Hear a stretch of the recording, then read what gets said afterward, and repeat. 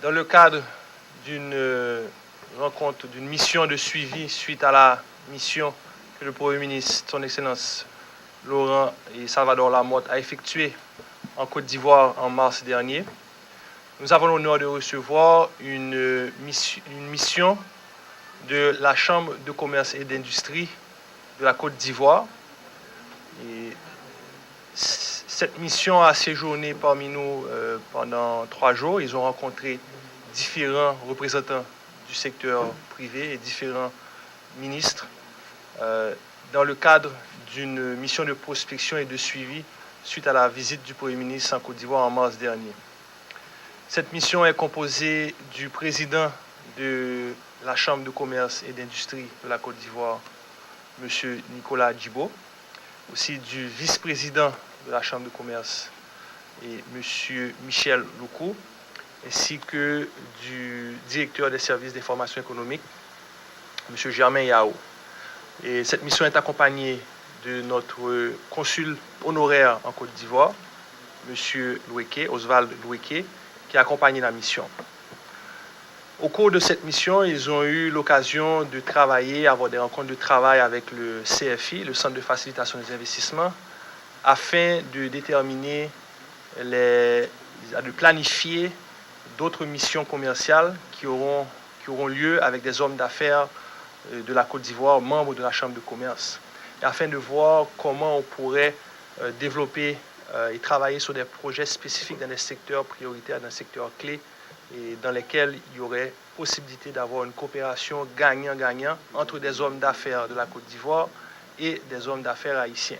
Il y a un effort constant du gouvernement haïtien de vouloir changer l'image d'Haïti au niveau international. Trop souvent, nous sommes restés passifs par rapport à l'image que nous projetons. Et c'est pour cela que dans le cadre du programme de la diplomatie des affaires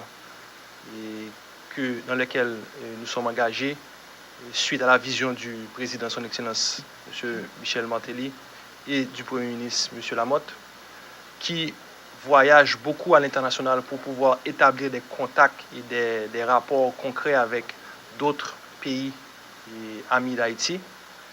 Et c'est une mission de prospection de la Chambre de commerce, donc des opérateurs privés de la Côte d'Ivoire qui ont manifesté un intérêt palpable de venir faire des affaires en Haïti. Déjà, ce sont des messieurs qui sont déjà bien engagés par rapport à leurs activités dans leur pays. Donc déjà d'avoir une mission de ce calibre, des hommes d'affaires de haut niveau, et c'est déjà une belle démonstration qu'il y a un engagement et il y a un intérêt concret. Donc c'est la première étape du processus décisionnel d'investir dans un pays, c'est de venir développer des partenariats.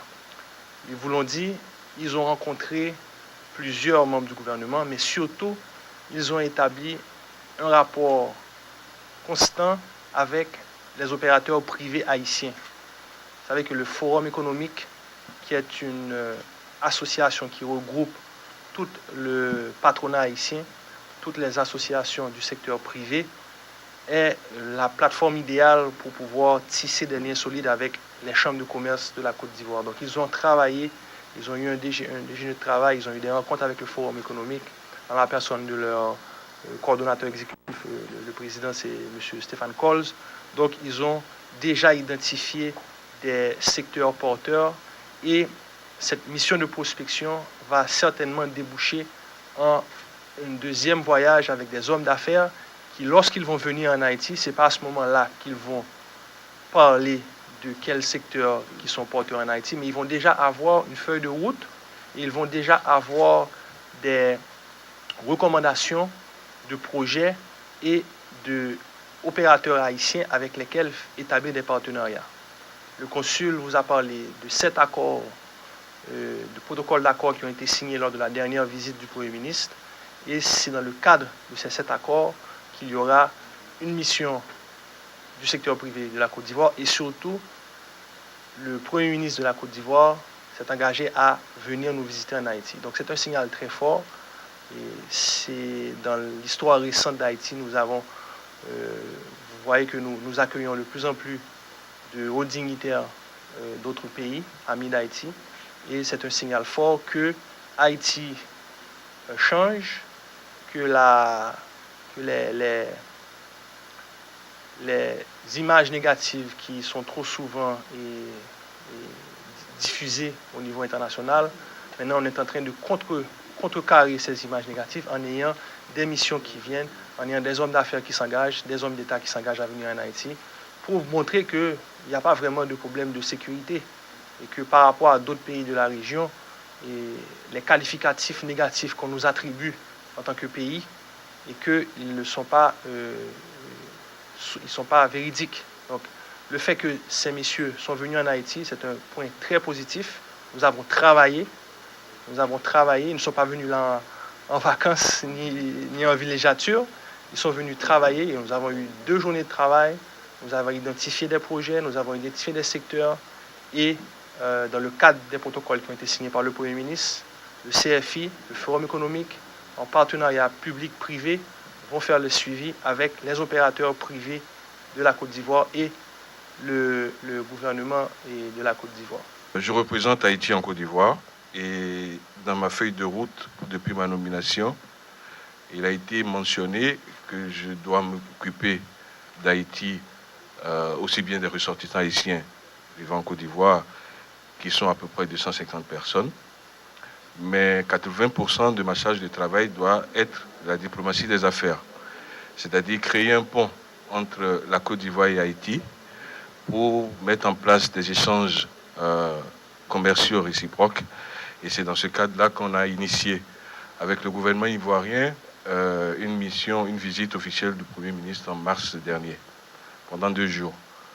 2 jours pendant lesquels le Premier ministre et sa délégation de 13 personnes avec 7 membres du gouvernement, des secrétaires d'État, ont rencontré leurs homologues ivoiriens et des accords de coopération ont été signés.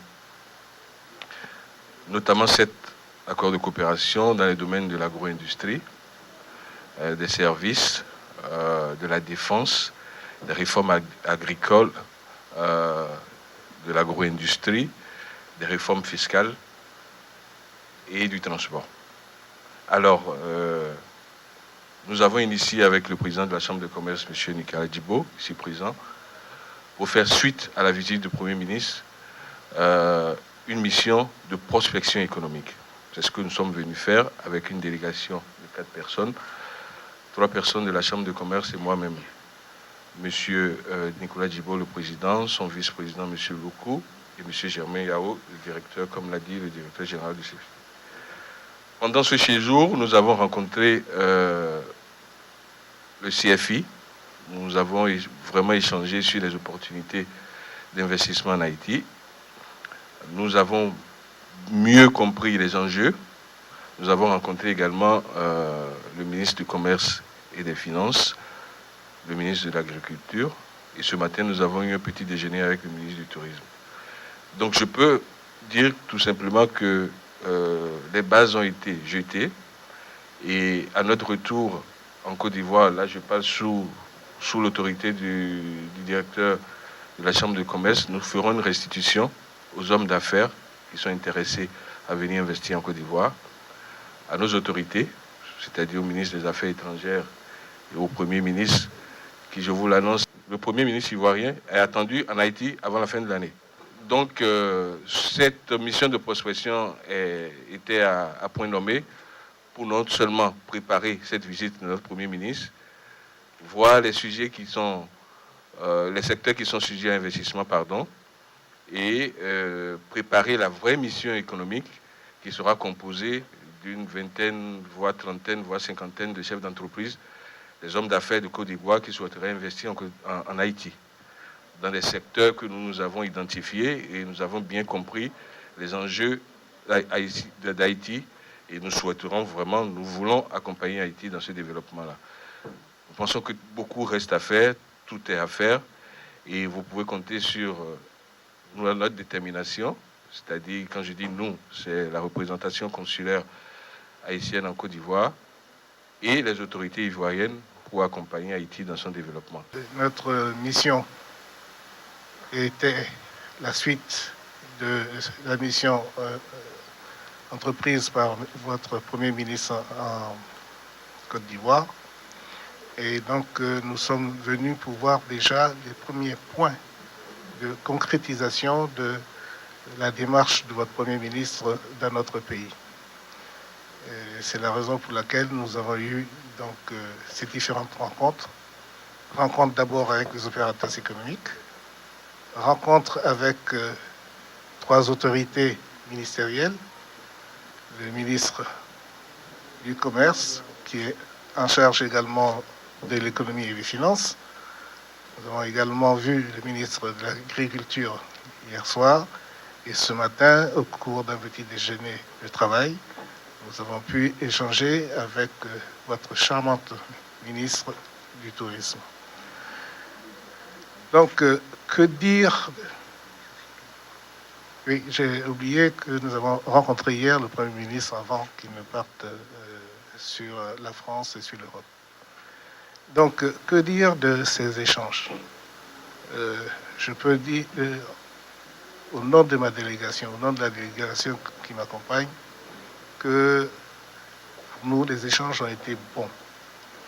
Cela veut dire qu'il y a des possibilités d'affaires dans les deux sens. Bien sûr, nous sommes venus, dans un premier sens, voir ce que les Ivoiriens peuvent venir entreprendre à Haïti. Mais également, nous avons vu, par la similitude, je dirais, la similitude qui existe entre nos deux pays, un peu au niveau de l'histoire, parce que nos deux pays ont connu des crises sérieuses et qui ont eu un impact sur leur développement réciproque. Et nous avons des similitudes en dehors de l'histoire, nous avons des similitudes sur le plan économique, notamment au niveau de l'agriculture. Vous êtes un pays producteur de café, de cacao, vous êtes un secteur, un pays producteur de mangue. Tous ces produits se font en Côte d'Ivoire. Nous sommes un gros producteur de cacao. Nous avons le premier ou le deuxième rang mondial. Et nous sommes également assez gros producteurs de café. Je pense que nous avons le 8e rang au niveau mondial. Donc ces similitudes entraînent des synergies que nous pourrons développer et nous pourrons, je dirais, vendre la place économique Haïti à nos entrepreneurs ivoiriens qui pourront trouver des débouchés. Il y a des domaines intéressants comme le problème des infrastructures. Nous savons qu'au niveau de l'eau, au niveau des routes et des infrastructures urbaines, il y a beaucoup à faire. Donc, je pars serein en Côte d'Ivoire. Je sais que mon voyage ne sera pas vain. Et comme vous l'avez dit tout à l'heure, le consul honoraire de Haïti en Côte d'Ivoire, notre Premier ministre va entreprendre un voyage avant la fin du mois de décembre. Et notre séjour ici sera très fructueux pour, je dirais, rendre ce voyage les plus efficace, de manière à ce que les opérateurs économiques en grand nombre puissent accompagner notre Premier ministre et les opérateurs économiques qui viennent pour faire véritablement des affaires et qui ne viennent pas pour seulement prospecter, je dirais, les possibilités, le potentiel qu'offre votre charmant pays. Tout à l'heure, j'ai plutôt présenté les 2 secteurs que dont vous avez parlé comme des potentialités. Ils sont aujourd'hui des freins, mais ces freins sont heureusement positifs dans la mesure où il faut faire quelque chose. Donc, à partir du moment où il faut faire quelque chose, c'est qu'il est possible d'investir dans ce domaine. Vous m'avez demandé, est-ce qu'en dehors de ce point, il y a d'autres obstacles à l'investissement? je dirais oui. Par exemple, il y a d'abord, je dirais, la formation. Tout au long de nos discussions avec vos autorités, chaque fois que nous avons posé la question de savoir est-ce qu'il y avait des hommes qualifiés dans les secteurs qui étaient les leurs, la réponse n'a pas été totalement positive. Ce qui veut dire qu'il y a un manque, quelque part, il y a un gap de personnes ressources et surtout de personnes ressources de très haute qualité. Donc cela peut être un frein à l'investissement. Le deuxième frein à l'investissement vient, je dirais, du fait que nous sommes dans deux zones monétaires différentes. Nous sommes dans la zone CFA et nous sommes arrimés à l'euro. Vous êtes plus dans la zone dollar, puisque depuis que nous sommes arrivés, nous avons des dollars dans nos poches. Et cette différence monétaire est un petit frein. C'est pas important, mais c'est quand même un petit frein.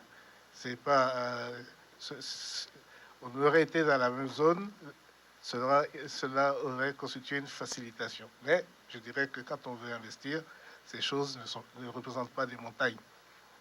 Un investisseur qui veut vraiment investir dans un pays et qui a un projet rentable, ce n'est pas ça qui est un frein. Même le problème de la qualité des ressources humaines n'est pas finalement un frein bloquant.